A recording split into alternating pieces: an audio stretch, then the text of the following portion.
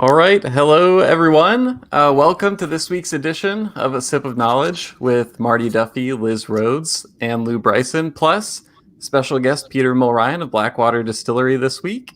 I will let your hosts give a more formal introduction in just a minute. Before we get started, my name is Will Hookinga from Savvy.co, and just want to point out a couple of ways that you can interact with your hosts and Peter throughout the presentation. So if you have a question at any point, you'll see a little button at the bottom that says ask a question. Just enter it in there. I'll be keeping an eye out for questions and sending them over to the hosts to ask for you.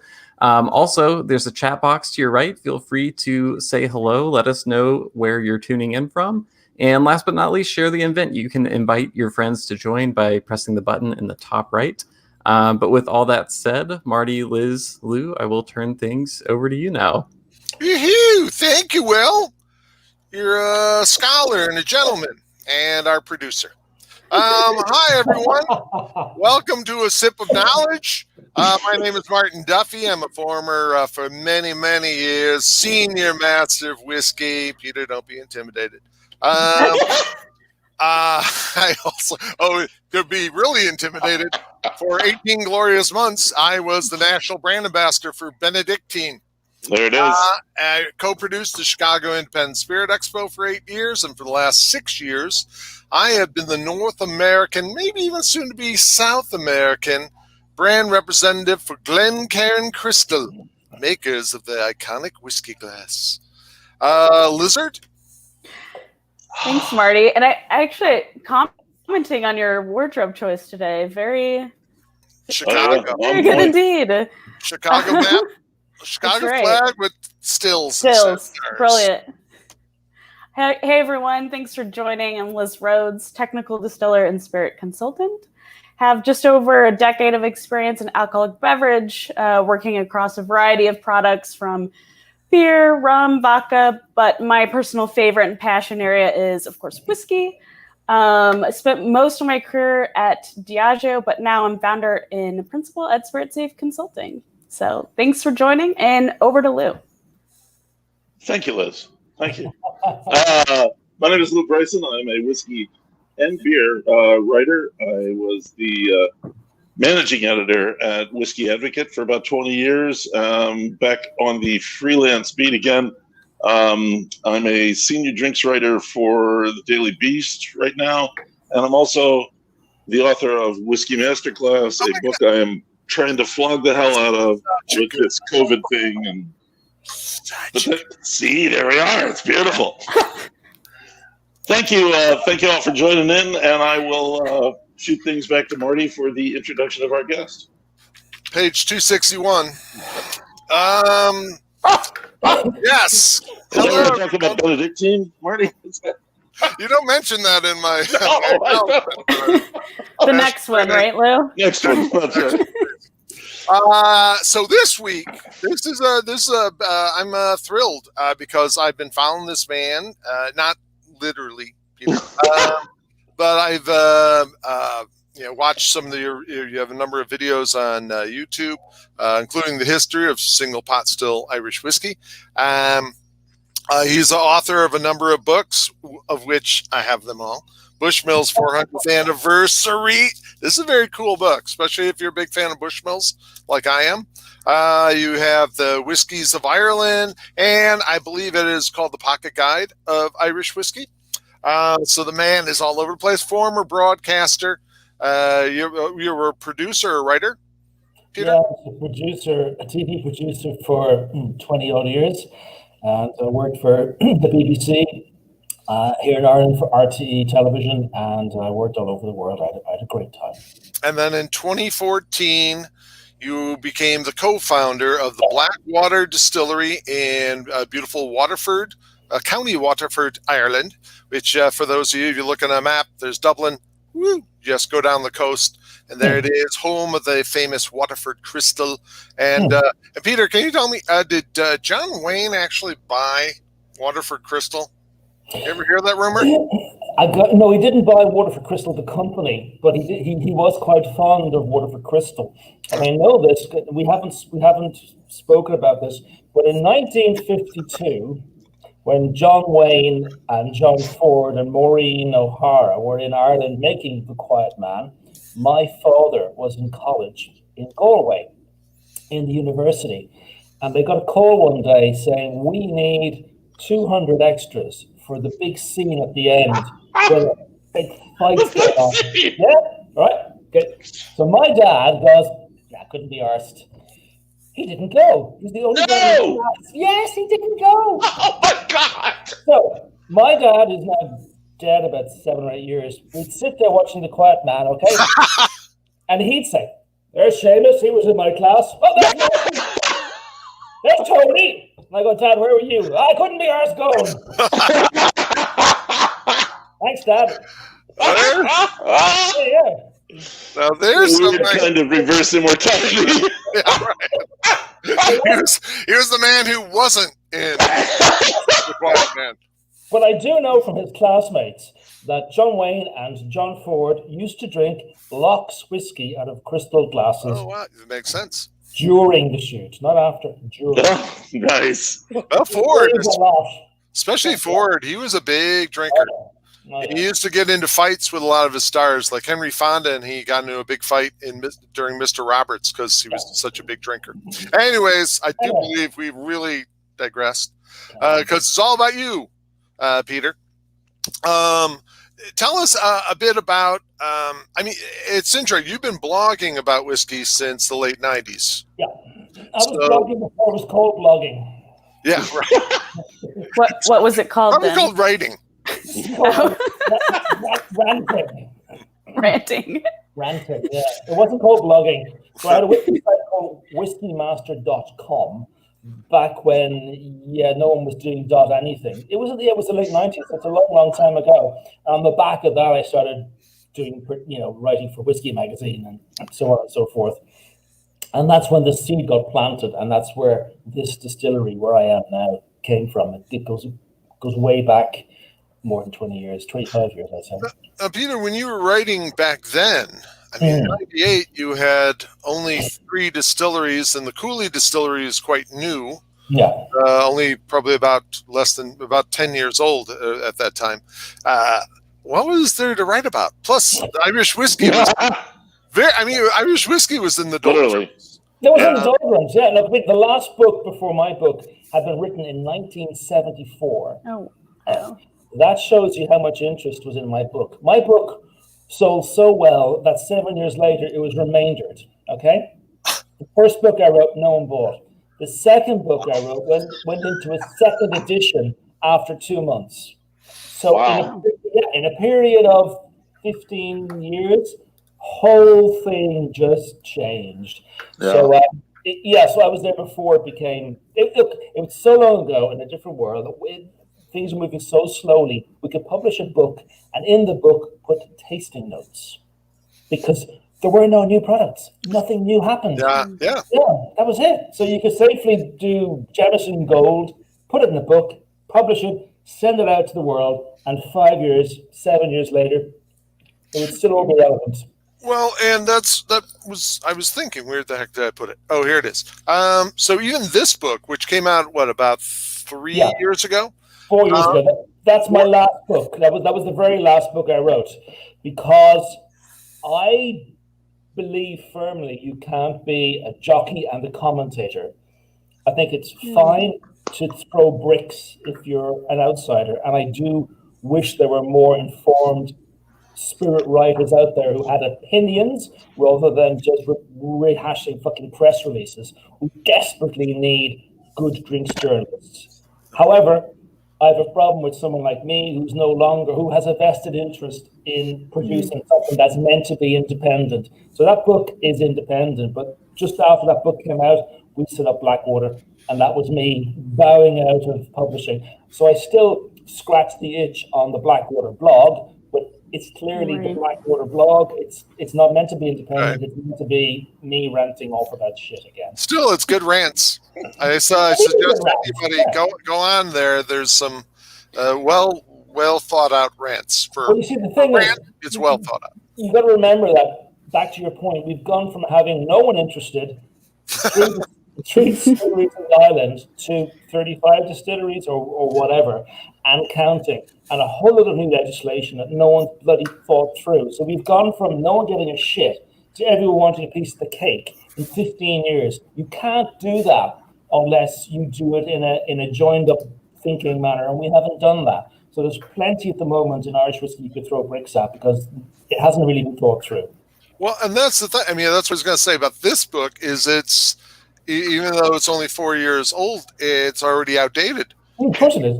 Yeah, you need to update it. I mean, I know you can't because you're in That's right. but ask Lou. Have Lou do it. Lou's You did it, Lou. spare time. Yeah, what is this? Another one of these everything that's being done right now? Why would I waste time doing what I like to do those here? Yeah, He's right. Tasting notes, man. Tasting notes. Woo. but so to your point, Peter, I mean, that's it is amazing. When I was over in Ireland, it was from 2008, 2010, 2011. Yeah, 2010. I mean, back then, Oliver Hughes still was trying to source money for the Dingle Distillery. There was, I don't think there was anybody. I think the guys at West Cork were doing mysterious things. But 10 years later, and there's this boom, and everyone keep in mind, Ireland's the size of Indiana, the state of Indiana over here. It's not a huge country, though driving on those little wiggly roads makes it feel like a really huge country. So it's just amazing the explosion you guys have had over there, considering the size, and actually it's interesting too just to see what folks such as you are doing to differentiate yourself, and yet at the same time kind of maintain the history and the heritage of Irish whiskey. Well, I think that's what I would just take a bit of issue with that. We don't do things to be different. We do things because they're the right thing to do. I think, from my point of view, at my heart, I'm a consumer. I'm a whiskey drinker. I love whiskey. So everything we do is informed by the customer, by who the end consumer is. So we're not doing this to be a big box distiller. We're not doing this to make shit tons of money. We're not doing this because, there's a diktat from some multinational somewhere. We're doing this because there's 4 individuals on the company. We're all mad about what we do. We're mad about spirits, and we want to make the best we possibly can. So from our perspective, we're doing things out of a passion. And yeah, we'd like to get paid at the end of the month, which would be really nice. But the main passion is to make the best whiskey we possibly can. Yeah, I know others say that too, but when they say it, they're all lying.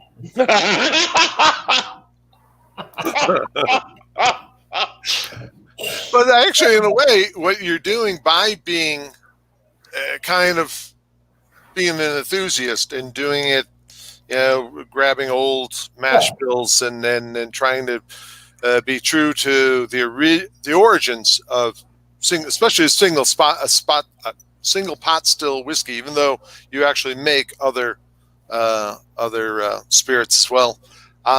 It is kind of different in a way.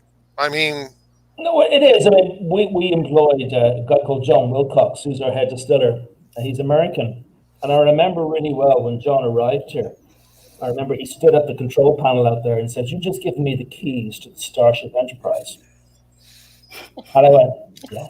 And the funny thing is, he isn't bald in English. He's not bald in English. He doesn't look a thing like Picard. Much younger. Much younger. Go ahead, Liz. Yeah, I was just circling back kind of on that theme, and it's, very traditional, but thinking about making grain whiskey on a pot still is not in vogue at all. It's a foreign concept, I think, from a worldly perspective. At the same time, making single malt in a column still, continuous. And I think what's driving, you mentioned passion. There's a traditional element, but is it just about creating something from a story perspective?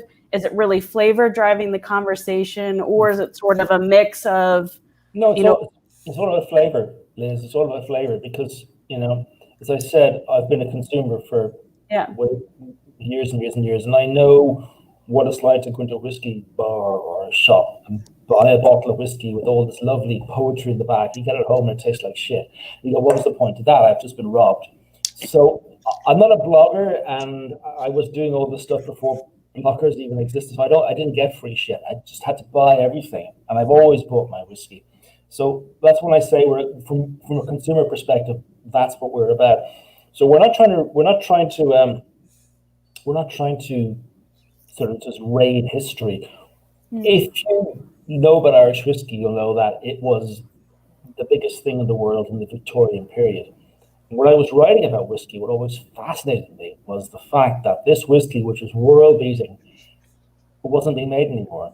No one could tell me what it tasted like. It just wasn't being made. And that, natural thinking from a producer's point of view as well. Why doesn't someone bloody make it? And then we know what it tasted like. The only way I could do that was to set up a distillery. So this is all about scratching an itch, if I'm honest with you. Now, you were able to get some stills from Italy, yes? Yeah, well, basically, our stills are Frilly, who do the stills for Teeling in Dublin. And we picked some stills from there, which are really beautiful. If you go on the website, you'll see them. They're quite eccentric. They're secondhand stills. They were designed and made in the late 80s. They don't make that style anymore because have a look, they're mental. But from our perspective, they give us great flexibility. Like, in the cooling tower has got shell and tube and a worm. It's got both. Why did you design that? I have no idea. But it works, and it means that we have mad control. I mean, we've got coolant in the reflux balls. We've got all kinds of mad stuff, which nowadays would be too expensive, I think, to put in. But I think back then they did it, and it just works for us. So they're repurposed. I mean, they all new electrics, all new pumps, all new everything. But the copper is still the copper that was made back in the mid-late 80s.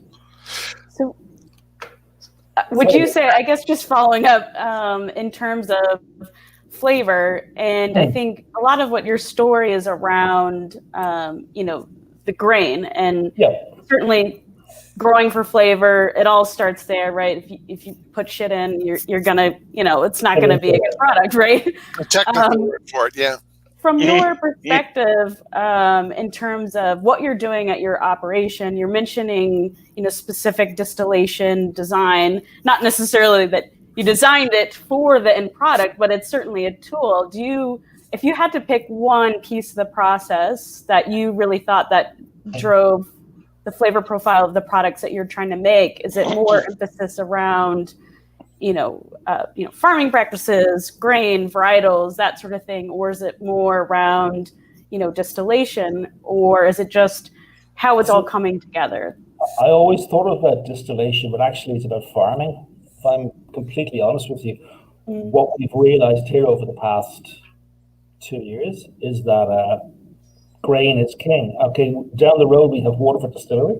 That's their whole thing, is about terroir and whiskey. We're not really about terroir, but we are about grain, because shit in equals shit out, as you said. And from our point of view, we would be using, barley and malt, which everyone else uses. We also use oats, wheat, and rye. So it's the combination of those 5 ingredients.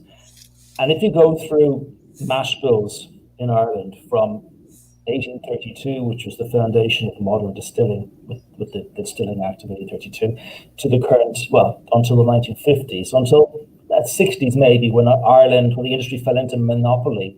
The one common thread that runs through everything is grain, and it's oat. Oat is the DNA that the monopoly producer fucked out the window because the yields were too low. But oats Oats are messy bugger, like rye, horrible. Why would you ever want to work with rye or oats? Because they taste amazing. If you're a lazy bastard who live in Scotland, you just use malt. Any bloody agent can make whiskey out of malt. It's like falling off a log. The first thing we did here to break all the kid in was make single malt. Oh, we did it. Kids all broken it. Right. All right. Let's start making our own whiskey now. It's that multi-mix of grains, and which was very Irish. We've now lost all that. It's now quite American, which is why we went with an American distiller. But we had to relearn here all the stuff that we've forgotten over 2 generations. Interesting. So farmer, field, grain varieties, shebang. Are there specific varietals that you guys like to work with? Do you play around with that as well, or from a flavor perspective? We're currently playing around with them.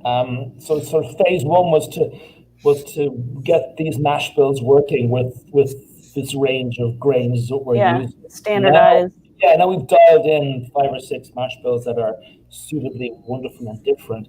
Now we're digging into grain varietals. We did a first one last year. We did Hunter, which is an old Irish variety. So we made a whiskey out of Hunter malt, Hunter barley, and green barley. So we used the 3. We used malt, raw barley, and then green barley. So it's been sprouted, and then it was literally just scooped all damp and soggy into the mash tun. That's what I was going to ask you about, actually, because you guys aren't malting on site. Are you working with, a malter that's very local? Well, this is the problem in Ireland, because we're coming from, this is monopoly land. This is the fallout of monopoly. There are 2 big maltsters in the country. Okay. The smallest load is 60 ton, which is enormous. Wow. There are now 2 small malters who set up independently to serve as brewing, but have found actually distillers like us really like working with them. So Garrett Malt, which is in Kildare near Dublin, grows nearly all our grains for us and malts for us. Another Irish craft malts malt for us as well. They do mostly malt and oats. So we use malted and unmalted grains, but they're all Irish. They're all grown for us, and some of them are heritage. Wow. But real quickly, Monique Houston, Rodney Zinyamba. I just got that wrong. And Frank Patino all say hello. Hello. You also go back, Peter, to casks that you would have been using prior to, say, the 1950s, 1940s. I mean, The thing here is, again, it's all been forgotten about or overwritten, is that in Ireland there weren't any bourbon casks until post-Second World War. So all our whiskey up until the 50s was all fortified wines. So sherry, port, marsala, Madeira, you name it, we would use it. Sounds delicious. It is delicious. It is. We didn't use bourbon casks since we just didn't have any. Bourbon casks kick in the 50s. So if you want to recreate the flavor profile of what was in the past, then you need to start with your mash bill, your grain varietals, and then your wood policy. So we're kind of juggling all three at the moment. But, I have to be realistic.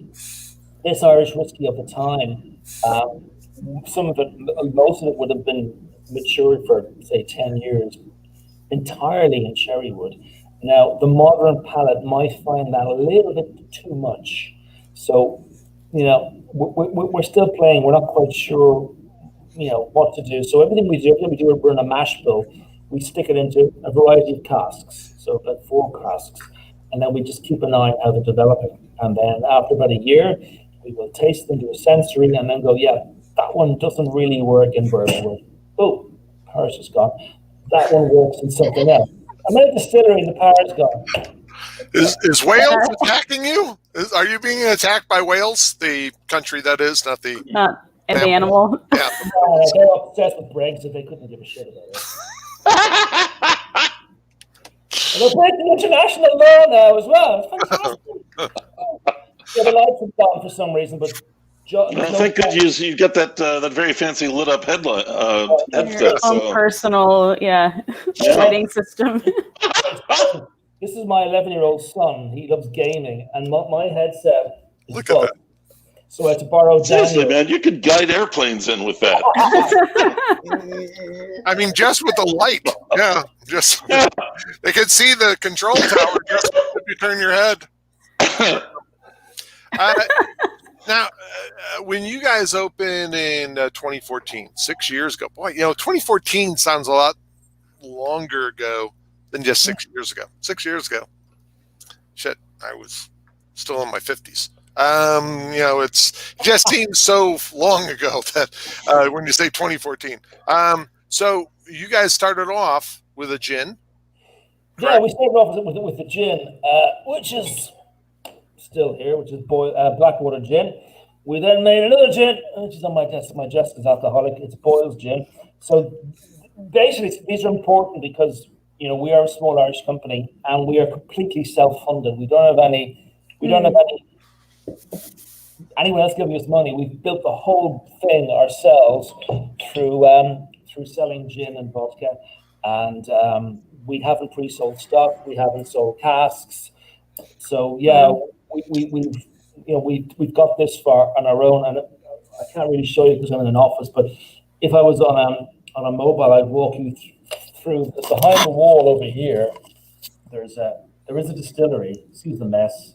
There is a distillery. What I need is a little model, and I can show you a little model. Nice. It's a very small table. It's not going to stretch outside. But yeah, there's a distillery on the wall there, and we've pumped into this building close to 2 million. And that's all our own money. That's all come from what we make. So gin to us is important. We make the best gin we can, but the end game, of course, is whiskey. Well, so was the gin, and this is going to lead up to your other spirits, so do you source all your botanicals locally? I mean, no, that's all marketing shit. No, I mean, fucking juniper. You've been looking a long time in the hedgerows of Ireland for lemons. No. Well, all right. So, but you do source your grain locally. But this is what you were talking about with a difference that's actually makes a difference in the flavor rather than just different to be different. That's it. Yeah. I mean, we source all the grain locally because I do think it has an impact. Absolutely. And the fact that these are Irish varieties grown in Ireland for us is important. You go to a big distillery and you're on a tour and they'll say things like, "We try to source all our grain locally." Yeah, they try and be whole. They bring it all in from France. And they just say this for the tour. No, we actually, everything here is grown for us, and you can come and have a look. And the bags are downstairs. Okay. I was just wondering too, because I know gin is obviously a big thing right over in Ireland right now, and throughout most of Europe. And so many distilleries there are making gin that I guess you can claim that one's going to make it. You're going to seek out the best botanicals, the best ingredients, and others will claim a little more of a Tier Noir. That's the only reason I was asking. But then to the grain, so you are supporting the local farmers with it, and that's always a good thing because you're a little wee guy and you're down there with all those farmers. But are you still doing the juniper wood barrels? Yeah, we are. Yes, we are. I have to get that in because that still blows my mind. We do a gin which we age in barrels made from juniper wood. And it is rolled up. Yeah, our supply of barrels dried up for about a year because I was getting the wood sourced in Serbia, but that dried up. But I've now got another source in Serbia, so our barrels are we've new barrels coming loose. So yeah, it's not on sale at the moment because we've no stock, but it'll be on sale. I think we filled the barrels about a month ago, so we should be bottling in the next month or so. Now, you must have run into Zoltan Very? I know Zoltan. He's been here in the building. Yeah, the crazy Zoltan, this crazy Hungarian who really loves his Hungarian oak. And I have to say, I love the effect that Hungarian oak has had on some Irish whiskeys over there. Is that anything that you'd ever... Yeah, no, we've spoken to Zoltan. He's trying to get us some Tokai barrels as well for other projects we have. Yeah. So, yeah, absolutely. So back to flavor, what sort of flavor impact does that? Never strayed from flavor, Liz. It's all been about flavor. Yeah, Liz. Get with the story, Liz. You're such a nerd. I gotta stop drinking. No, I'm just curious. So, as a distiller, I've never worked with juniper wood, so just kind of interested in what sort of impact does that have on the liquid? Oh, you basically get wood oils. And those wood oils, Resinous, sort of. yeah, resin and oil, Hallucinogenic. pine, but juniper, a different kind of juniper, and a lovely golden color. It's very, very floral. But I got thyme, rosemary, wild mountain herbs. It just kind of lifts everything. It's beautiful, and it's best at about 46-47% because there's so much flavor in there. Really, you don't want too much water. I really thought it changed the mouthfeel too. It felt creamier after the aging. Oils. That's the wood oils, yeah. Because they don't distill, but if you put it in a wooden barrel, then clearly it leaches all those out. But now none of your spirits are available in the U.S. yet, right? No, it's too much trouble getting a gin in the States. It's like 3 tiers. I couldn't be arsed. It's easy to sell it in Europe, to be honest with you. And we'll send you the whiskey because that's different. But no, gin, there's no point. Now you have a rye that you're working on. We do have a rye, yeah. I'm a huge rye fan. I'm a rye nut, and the Americans, you make really good rye. But we've an American distiller, so yeah, we made 55% rye, which was cracking. Yeah, really lovely. Yeah. And next week we're making a 55% corn. So we can't call it bourbon, we call it bourbonish. Again, because if you guys like Ransom and other people in the mates are making pot still whiskey, it gives us the permit to make bourbonish. Right. Bourbonish, yeah. I like that bourbon-ish. Yeah, it's perfect. Bourbonesque. I always like that one. But bourbon-ish, that's bourbon and Irish. Bourbon Irish, yeah. You're right. Yeah. Whoa. And My he's a writer. Yep. You would So think much better. you would have just seen that. See, I just fall in love with a word and I want to use it, but this is better. It's better. And then, so wait, what's the rest of the mash bill on that? Which one? On the rye. What the rest of the recipe there? I was mostly malt with a small amount of oat. I can't remember 5% oat. Yeah, see, oat is the Irish DNA, and so everything we do, even the bourbonish will have a little bit of oat in there. What oat does in small quantities is it just softens the mouthfeel. Yeah, it's more about mouthfeel and just sort of a bit of sweetness back here. It doesn't take much to 5%. We have gone as high as 35, 36%. And at that point in time, it really is unctuous, is the only word I can use. Plus, our stills were initially designed as being grappa stills. They're like a really oily spirit anyway. So they kind of suit what we're doing. So the time you put in your unmalted barley and your oat and your rye, you've got this mouth bomb. Yeah. See, that's amazing. I don't know about what level is it? I was just curious. Are those direct fire then as well, or? No, not direct fire. The steam. Okay. The viscosity, I was getting nervous. I'm surprised. And Lou and Liz, maybe you've seen, I mean, other than, I've had an oat whiskey from Caval here in Chicago. Yeah. In fact, I still have a bottle from... High West does an oat. Yeah. They do, okay. Yeah. But there's not a lot of oat being used over here, which is a little crazy, because... It's a pain in the ass, Greg. Yeah. I've made some oat, but... You know what? Hard work always pays off. There was always loads of oat because oat was fed to horses. So oat also grows really well in cool, damp climates. So Ireland always had shit tons of oat. Wheat doesn't grow here really well at all. It's too damp, not hot enough. So historically, there's very little wheat in Irish whiskey, but there's a load of oat, and then there's rye and a lot of barley. But oat was used commonly in mash bills. About 25 to 30% of your mash bill would have been oat. And that's kind of over 200 years. That was kind of what they settled on as a kind of a 25%-ish, give or take. And it's quite a lot. Assuming then you guys, I mean, thinking about tradition, aren't using exogenous enzymes then? Well, just see, we've got a comment here.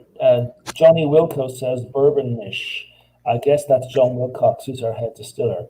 Oh, Burbish. Burbish. Burbish. Burbish. Burbish. That's a lot of burbish. I mean, that's pretty good.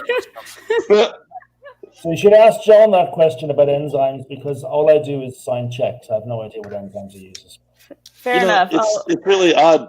Lately, I've been getting ads for enzymes in my Facebook feed. They've been popping up in my Facebook feed. That could be your age, Lou. Brewing, brewing and distilling enzymes. Yeah. I'm like, I'm not a distiller. What the hell do you?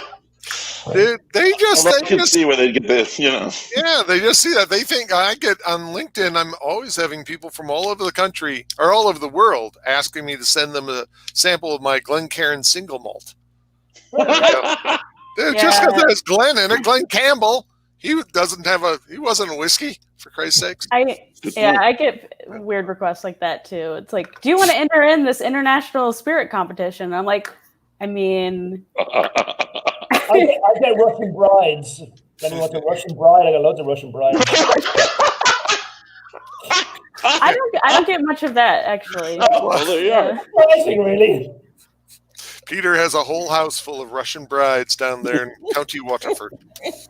So, what would the 55% rye? What would that be called under labeling law? All right. Is it grain whiskey? If it's more than 3 years old, it can be called an Irish whiskey. Okay. Really? So just Irish whiskey, like Canadian. If it's under 3 years old, the legal definition would be a grain spirit. Yeah. But we can just call it rye or whatever. But you have to have the legal grain spirit on the label somewhere in small. Fanciful language is more. Fanciful English should be rye or whatever the hell you're having yourself, but it has to have Burbish. Burbish. Well, and still sounds like an old flustered British guy. Burbish. Burbish too much. Like poppycock or like Burbish. That's This Burbish. fabric is Burbish. I got it in India during the Boer Wars. Well, it wasn't in the Boer War.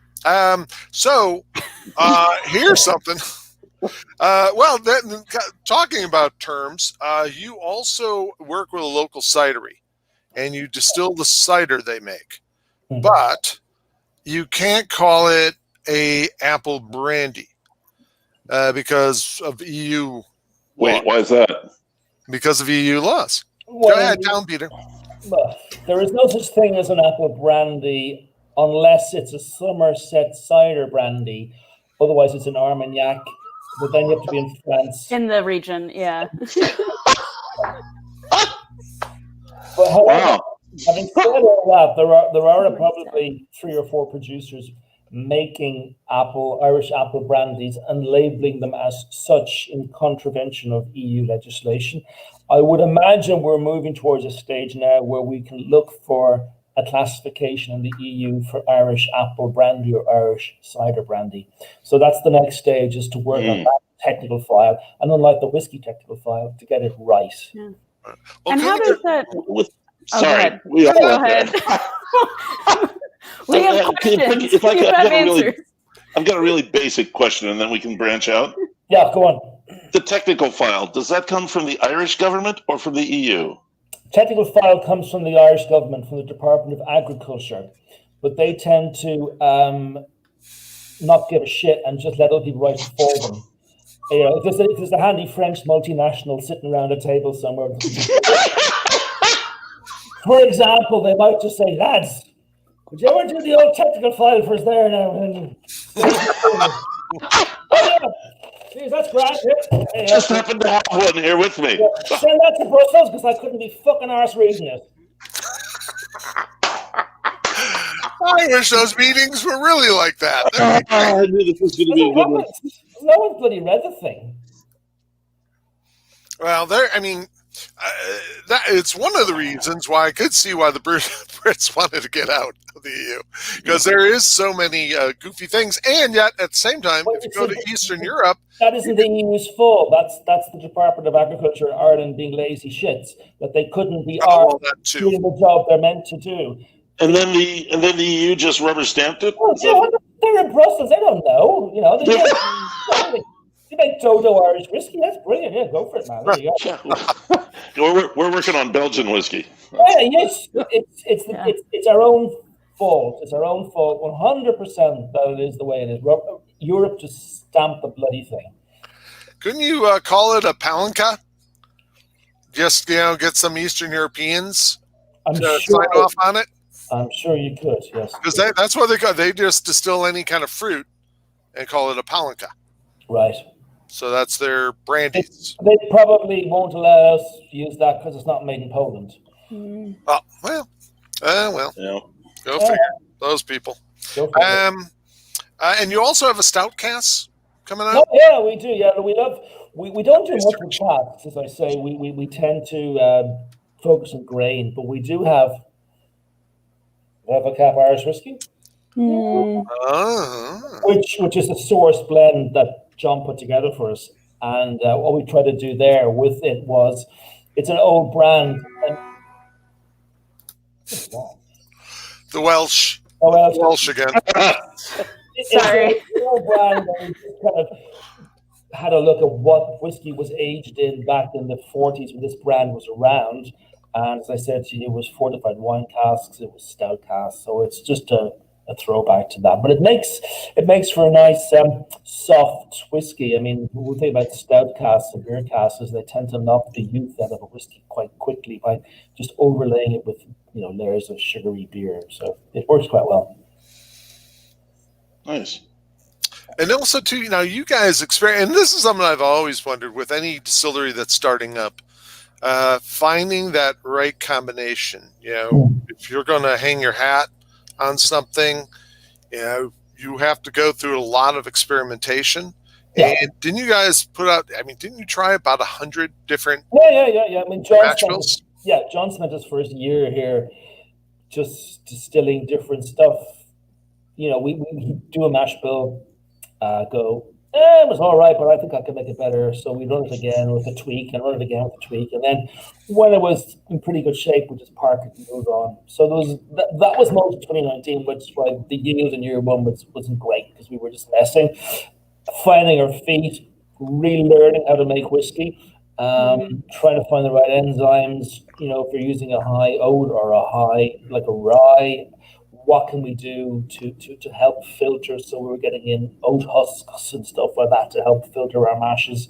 So that was year one, was just kind of finding our way, because we're not a malt house. As I said to you, malt is pretty easy. So since we're not a malt house, what are we? And that's when this is about Irish whiskey refinding its feet. I mean, what is Irish whiskey? At the moment, it's a bit of a mess. We will find our way in the next 5 years. But it's still sort of feeling its way along. Well, so what was an inspiration for you guys? Either both you or John. I mean, as far as, and since you wrote about other Irish whiskeys, was there a brand that you go, oh, you know what? I really like that. I'd like to do a tweak on this or that. No, not really. No, basically, I just looked at American whiskey and went, you guys, so exciting. So exciting. Some great stuff coming out of America. 4 grain, 5 grain, all kinds of stuff. Really just consumer focused.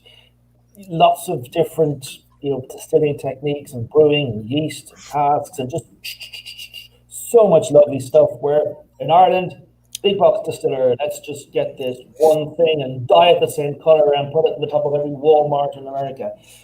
That's units of alcohol. We're not making units of alcohol. I have no time for units of alcohol. I want flavor. I want more. I want to know what these grains are. I want to know what they do to flavor and taste. And that was all coming from America. It wasn't coming from Ireland, and it wasn't really coming from Scotland, even where they're still obsessed with bloody casks. No, it's about grain. The future is grain. Grain. Like beer is hop, hop, hop, hop, hop. We're grain. That is the way. Wait a second. What, Liz? Are you taking issue with something, Liz? It was the analogy of hop, hop, hop. Hop, hop, hop. As if it was. From certain angles, it sure looks that way. Yeah. That's okay. I'm a grain girl myself, so I at least we can agree on the whiskey space. That again, like that's where it all starts. So if you're not paying attention to that, then just what are you doing? Yeah, to be fair, Liz, we're probably 3 years behind America. So if you guys are looking at grain, we're still looking at Californian hops here. It'll turn to grain in 3 years, which, as I said to you, that's fair. The malt houses who thought they'd be supplying breweries are supplying us because distilleries are far more interested in grain than Irish breweries are. So, yeah. Well, there seems to be a lot of that, though. I mean, in here in the U.S., it always seemed like in Kentucky, it wasn't so much the grain as it was the yeast. But if you go to Scotland, it was all the big focus was on the grain. You know, what category, what style of barley they were using. So it was very interesting. I always thought it was amazing that they didn't study each other more. Totally, yeah. And we're stuck between Scotland on one side and America on the other, so we can look in either direction and learn. Hey, so let's get to something that I know. I don't know about Liz, but Lou and I were following your rants and ravings. I shouldn't call them ravings. It sounds like you're a madman. But you were definitely seem mad. I'll put it that. Not mad crazy, but mad angry. Passionate. Very passionate. Very good, Liz. About so much less judgmental. About everything was going on with single pot still Irish whiskey over there. When you bring everybody up to date there, Pete? Okay, I think it's called righteous indignation. There you go. That's very good. Well, basically, back in 2014, or prior to 2014, there was no technical file for pot still Irish whiskey. So you could make it as it had been made since the dawn of time. Our records go back, as I say, to 1823-24, which was the beginning of the modern distilling model. I think to go back any further than that, you're looking for trouble because records, they can't really be trusted. Between there and 2014, I could take a mash bill from just after the famine, for example, in Ireland, and it would contain corn because there was loads of corn in the country. But that mash bill wouldn't contain wheat because wheat was now for human consumption and it was bad form to distill it. Prior to the famine, say 1830s, you find quite a lot of wheat in your mash bills because wheat was, it was common enough. It wasn't superly common, but there was no corn because corn didn't arrive here till the famine. Oats were everywhere. Why? Because, as I said, there was horse feed and it was cheap. So barley was available. Malt was more expensive, so you used less malt. So if you tracked these mash bills across over 250 years, you're kind of tracking the economic and the social history of Ireland through a drink. And that always fascinated me because the whiskey that was being distilled at any moment in time reflected what was going on in the country, either politically or socially or economically. But I could take any of those mash bills over a 250-year period and I could make it. I could say this contains whatever, 50% barley, 50% oat, 50% rye, 50% wheat. And I could make it, and I could call it what it was called at the time, which was pot still Irish whiskey. 2014, that all stopped. There's a new technical file passed which said to qualify as pot still Irish whiskey, it had to be at least 30% barley and at least 30% unmalted barley, maximum 5% other grains. That has no bearing on any whiskey that was made in Ireland, with one exception. Only one company in the history of the fucking universe has made whiskey that is compliant with the technical file prior to 2014. And that one company is Irish Distillers, owned by Pernod Ricard, who have their muddy paw prints all over the technical file. This is why the Irish department are lazy. They outsourced the technical file to the Irish Spirits Association, now the Irish Whiskey Association, who just basically let the big bull in the room get their way. But the technical file has got no bearing on any mash bill from 1832 to as late as 2014. So my point is, that's a scam. It is completely immoral. It is completely wrong. I can no longer make a mash bill from the, say, 1950s. I have mash bills, they're written down, they're called pot still Irish whiskey. I can't make them now and call them pot still Irish whiskey. So the name has been hijacked and attached to a product that contains 30% this, 30% that. That's it. You can't even put non-compliant, or can you? Can you call it non-compliant? I heard that term used, non-compliant. We say non-compliant in-house, but you can't say non-compliant pot still Irish whiskey because they'd say you're calling it pot still Irish whiskey. Just so I couldn't say it's a non-compliant bourbon we've made in Blackwater. I couldn't do that either because it's not a bourbon. So what they've done cleverly is they've annexed the name, hijacked the name, and attached it to a drink that would historically not be a pot still Irish whiskey. And that's my problem. That is my problem, is they let one company design the entire technical file around two of their drinks, around Green Spot and Redbreast. They're the only two drinks that comply with the technical file. So technical file, not built around a category, but built around two products by one company. That is wrong. Do you want me to come over there and rough them up? Put it this way. I have asked on other forums like this to debate this with anyone, just someone, debate this with me. No one has come forward, and no one will come forward because Perno kicked the ball in the back of the net when the ref was having an orange. They're not going to debate this. It's a done deal as far as they're concerned. No one else. It's indefensible. I want someone to fight with me. I want someone to tell me I'm wrong and tell me why I'm wrong. It's not going to happen, and that's why I get really angry. And it's a real stupid move. And the Scots have been going through this for the last, I don't know how many years, where they've realized they've painted themselves into a corner as far as innovation. And now, as I think you have said in the past, they when they do feel painted into a corner, then the big boys will say, "Oh, you know what? Why can't we use this kind of barrel? Here's an idea." Of course, they don't. That's it. Yeah, I think on the other side of things, I think that's something that we've actually here in the U.S. have done well at. We've done something well with the American Single Malt Whiskey Commission, and that was something that people really wanted to take a step back and make sure everyone was a part of the conversation and really describing what that would look like before it went into legislation. And I think if it went maybe the other direction, I think that would, to your point, like really limit, innovation in terms of, what's happening on that perspective here in the States. So it's totally done to limit innovation because they don't want the flavor profile of pot still Irish whiskey moving too much from their core products, from Green Spot and Redbreast. And that's what would happen if we were to go back to how the spirit used to be made. It would just stymie their business model. So it's all designed around them by them. And I just think it's terrible. And now we're in this really stupid position whereby Ransom or another American distillery can make a pot still whiskey. Call it a pot still whiskey based on an Irish recipe, but I can't do it in Ireland. Well, you can do it in America.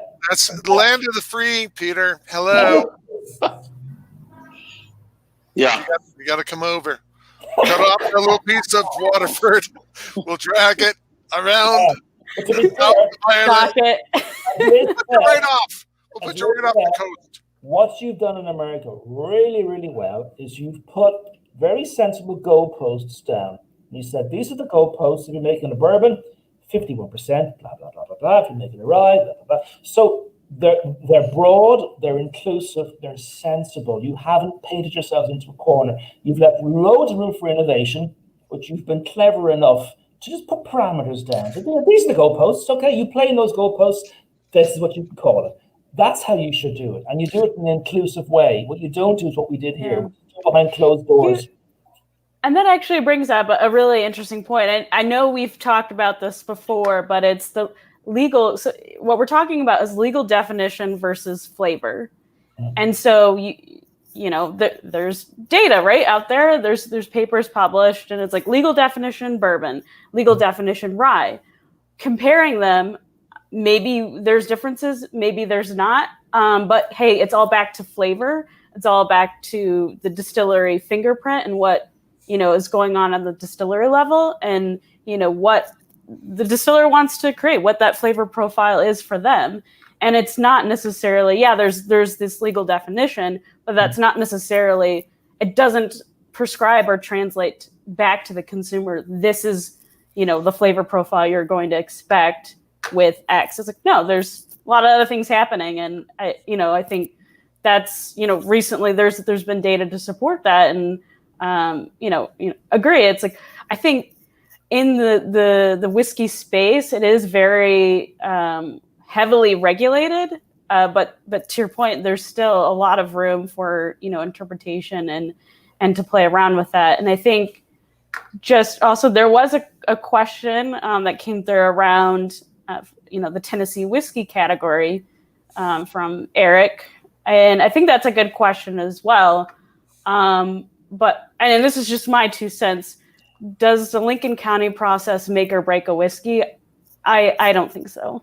That's just my opinion. No. And considering a lot of bourbons do charcoal filtering anyways, it's like, well, wait a minute. I mean, any whiskey can do charcoal filtering, but if you're in Tennessee and you're making a whiskey and you use the Lincoln County process, there's still so many other levers. Yeah. Well, the other thing too, Peter, here in the U.S., don't give us too much credit, because I also think that just like Ireland, the boom over here, I think it was 10 years ago, there was 200 distilleries. Now there's nearly 2,000. So I think the industry grew faster than the government could keep up. And they basically are the ones that come up with this kind of stuff. And frankly, a lot of the folks in the government, if you asked them, hey, try this gin, and you poured them a bourbon, they might not be able to tell the difference. Fair enough. I mean, it's a little exaggerative, but I don't know, man. The people I've met, they're like, they'll be pointing out to me, so what's a good local scotch? All right. So now, that's actually, we talked about this when Monique was on. I know Monique's on today, listening, but it's like, I don't like scotch, I like whiskey. Yes. Right. What's the difference between whiskey and scotch? I used to get that all the time. Time out. So Peter, with all the newer distilleries though, and almost to give them credit, but almost credit to like a supervillain, Pernod was kind of smart to get in there when they did at 20. That's why they did it. That's 2014, because it was like, man, let's head them off at the pass. Let's hurry up. But with the growing number of distillers and others who probably want to pursue single pot still whiskeys, but more along the lines you're going, can the rest of you get into the Irish Whiskey Association? Can you? You probably couldn't fight the big guys because they have the money, they have the clout, but maybe come up with your own category, maybe a subcategory or something. Something.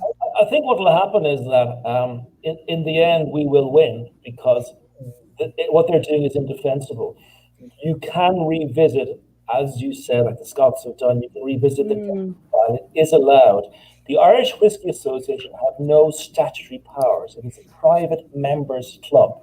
That's the difference between the Scottish Whiskey Association and the Irish Whiskey Association. So the Irish Whiskey Association have no more authority over Irish whiskey than the local golf society here in Lismore in County Waterford. They have no authority whatsoever.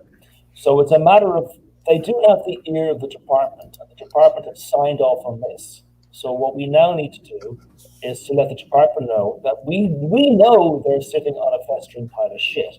And if they don't do something about it, how will Brussels feel when it's pointed out to Brussels that the Department in Ireland know they're sitting on a festering pile of shit, and whose face will it blow up in? Because what a technical file, and this is serious, and the GI are all about, is protecting a category.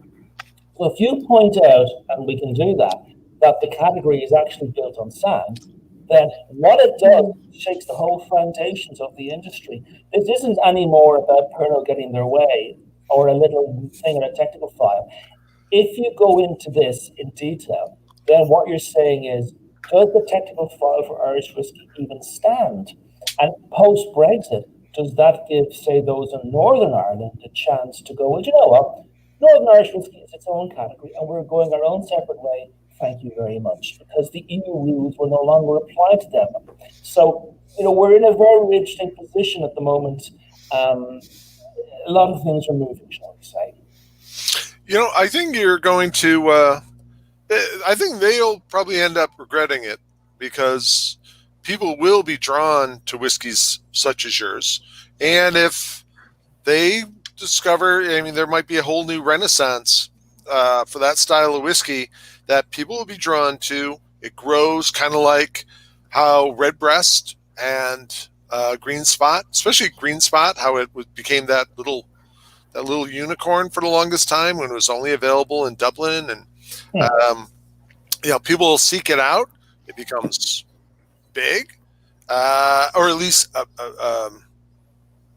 considerable size, and a wanted commodity that eventually then Pernod Ricard just painted themselves into a corner, so they can't do anything with their whiskeys now because they made their own rules. True, but they've annexed the name. So Pot Still Irish Whiskey has a name, as a brand. If you want to play with that brand, these are now the rules you have to stick to. These are now the Pernod Middleton rules, and these are the rules you play by. So they have set the rules to a game, but we're not playing that game. So we have to play a different game. But there are others doing this too. Some of them are as militant as we are. Others, most of them want a quiet life. So we can still sell what we're making legally as Irish whiskey. The question is, when it comes to bottling our stuff in 2 years' time, how much of a fight we want to make, and how much of a show and how much of a stink we want to create. That's a question I can't answer at this moment in time. It's 2 years down the track. But let's just say we won't go quietly. So how about what's going on over in Ireland right now with all this? I don't know how shut down Ireland is, but obviously you're missing out on a lot of tourism. Yeah, tourism's gone. Pubs are still closed. They've been closed for 6 months. I know. I think they open their stay now towards the end of September. This, I think, is the 4th opening date pubs have been given. So, it's a bit of a mess here, and I know a lot of small brewers and small distilleries are finding it very difficult to survive because pubs are closed for 6 months. Yeah. And you're strong in the on trade. I mean, luckily we're strong in the off trade, we're still fine. But others aren't as lucky as we are. Yeah. Plus, Ireland would get, back in the day, I don't know if it even rose, maybe, but Ireland was getting about 8 million tourists a year, which is huge. That's bigger than the population. Bigger than the population, yeah. Ireland. I mean, imagine if the U.S. got 660 million people coming to it every year as tourists. So, I mean, that's a big, especially since so many of you have just started out. You just broke ground, or you just started distilling. And I mean, if you didn't have one of the big boys financing you, or somebody else with a lot of pocket change, that has to be a killer just for the industry in general. Yeah, I mean, the problem with whiskey in Ireland is, and I have a blog coming up on this, is the aging process. This 3-year mystical number, which no one's quite sure where it came from. But there was a time in Ireland where we aged it for 5 years because it's 2 years better. Woo! We stopped that nonsense. It's still 3 years. But the serious question is, how much this is about quality and how much of it that is about barrier to entry. And I think it's more the latter than the former. I really am. Liz, you want to get this from Rod? Yeah. So there was, I think, probably our last question here, and probably a good question. So the question is from Rodney: how much are tariffs going to affect the industry? Well, I know from the point of view over here that they are affecting the industry quite considerably. So yeah, a lot. So come November, lads, you know what to do. Vote. I didn't say how to vote now, Lou. I just said vote. Just Yes. said vote. Everyone vote. Vote is good. Voting is good. Well, Peter, I want to thank you. This has been great. I look forward to making my way down to Waterford the next time. It's one of the few counties I haven't visited in my many journeys over to Ireland. And I want to go down there and see where John Wayne bought his crystal. Absolutely. And Lou has been to our previous distillery, which is Ireland's ugliest distillery. AKA a shed. But A shed. The new building is really nice, Lou. I can't show you, trust me. Yeah. It's lovely here. It's very, very nice. It's now Ireland's loveliest distillery. It didn't look like much. So people out there, be sure. Actually, if you want, I already posted your the video you did back in 2012. I guess you were a gun for hire as a spokesman. Not a spokesman so much, but as you did a talk about the history of single pot still Irish whiskey. That was prior to 2014. Yeah, about 2012 is what they posted. 2014 was the technical file. Prior to 2014, it's a different world. Yeah, you didn't say. Yeah, I hadn't declared war on anyone in 2020. Yeah, you didn't say shit once in the whole video. Not once. But really good video, though. Go ahead, Liz. I was just going to mention there is also a link to the Blackwater Distillery website. So if you want to click on that and follow along on the blog. Listen to the blog. Yeah. So think about it. The 3-year rule, and just, is it any good? Why is it there? We of course don't have any such rule. I know. That's the point. Hasn't the industry, has it? No. Funny that. Well, did the rule start? I mean, Ireland was still under the yoke of British rule when the Scots started doing 3 years. Yeah, no, it's if you go back to the Royal Commission, which is 1908-09, the Royal Commission, which basically put most everything else in place that we still and the Scots still adhere to. The 3-year rule is not mentioned there. There's no minimum aging in that. It's a bit of a myth. Everyone thinks that's right. It didn't come from there at all. So it's quite where it came from. It's a bit of a mystery. I must do a bit more digging. I'm not quite sure where it came from. Aliens. I always heard it was David Lloyd George, the Prime Minister at the time. He was a teetotaler. He was an alien. And it was at first it was 2 years, and then he went to 3 because he basically didn't want to see whiskey out on the market. That's why I always heard. He was about to try prohibition, and I do know that. So it wouldn't surprise me if it came from him. I'm still in the process. It's a good thing he dodged it. Canada had a prohibition in 1913, lasted a year. How come it took us 13 years to figure out it was? I was just going to say, it's like 3 years in a barrel to wait versus, prohibition. I mean, actually, though, Peter, it would be great to have you on again just to go over the history of Irish whiskey. We had wonderful the young man Fionnan O'Connor. Yep. He's fantastic. He took me on one of the best little tours of breweries and dead distilleries over in Ireland or in Dublin, and it was great.